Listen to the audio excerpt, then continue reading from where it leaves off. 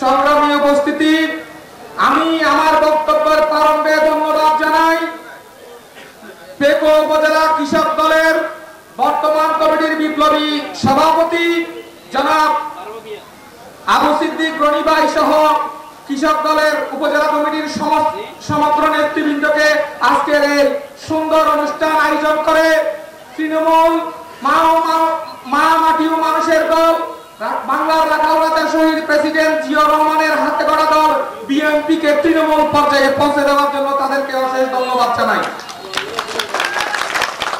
শহীদ president Ziaur Rahman বলেছিলেন, BNP মেহনতি মানুষের দল, বিএনপি শ্রমিক জনতার দল, বিএনপি কৃষক জনতার দল। আজকে আপনারা প্রমাণ করলেন মেহনতি কৃষক জনতার পাশে দাঁড়িয়ে বিএনপি আসলে আদর্শিকভাবে কৃষক জনতার দল। সংগ্রামী উপস্থিতি, আপনারা দীর্ঘ সময়কাল বিভিন্ন জেল জুলুমের শিকার হয়েছেন। সামনে উপস্থিত অনেকে আছেন বিভিন্ন হামলায় হয়রানি হয়েছিলেন।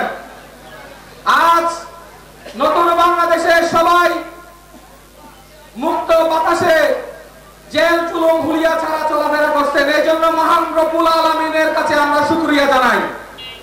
এখন বিশৃঙ্খল দেশে এদেশের কৃষকের, এদেশের লবণ চাষীদের, এদেশের মেহনতি জনতার কোনো অধিকার বলার জন্য কোনো স্বাধীন এবং বৈধ কোনো সংসদ নাই। বিগত সময়ে এই পেকো উপজেলাকে আমাদের জননন্দিত জননেতা জনাব আলহাজ সালাউদ্দিন আহমেদ বাংলাদেশের ১ নম্বর মডেল উপজেলা হিসেবে ঘোষণা করেছিলেন। আমরা আবারও চাই সংসদে দাঁড়িয়ে তিনি আমাদের জন্য আমাদের অধিকার ছিনিয়ে এনে এই প্রান্তিক জনপদে উন্নয়নের ধারাবাহিকতা বহমান রাখুক। আমরা চাই উনি অতি দ্রুত সময়ে বাংলাদেশে একটা বৈধ নির্বাচনের মাধ্যমে সংসদ সদস্য হয়ে আমাদের দাবি দেওয়াটুকু সংসদে গিয়ে বলবেন। সংগ্রামী উপস্থিতি, আজ এদিক সেদিক তাকালে দেখা যায় বাংলাদেশের নৈরাজ্য চলছে। আমরা দ্রুত সময়ের মধ্যে একটা বৈধ নির্বাচন চাই। আমরা কৃষক জনতা, শ্রমিক জনতা, ছাত্র জনতা যেমন ঐক্যবদ্ধ হয়ে দেশ থেকে স্বৈরাচারী বিদায় করেছিলাম, ঠিক তেমনি আমরা সবাই ঐক্যবদ্ধ হয়ে ইনশাআল্লাহ একটা বৈধ নির্বাচনের আয়োজন করব। এদেশকে শোষণ মুক্ত রাখবো, এদেশকে সন্ত্রাস মুক্ত রাখবো ইনশাআল্লাহ।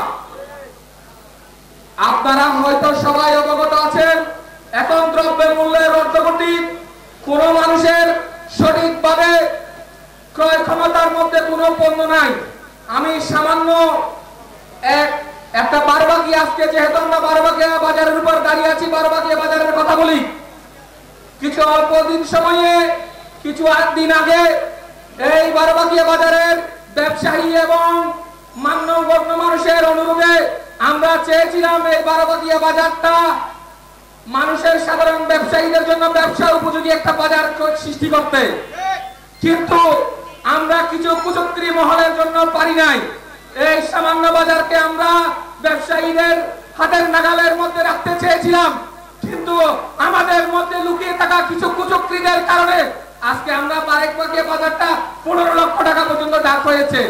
আমাদের কৃষক, প্রান্তিক শ্রমিক, শাক বিক্রেতা থেকে শুরু করে মাছ বিক্রেতা পর্যন্ত সবার টুটি সেক্রেটারে অধিক পরিমাণ ইজারা আদায় করা হচ্ছে। আমরা প্রতিনিয়ত শুনতে যাচ্ছি।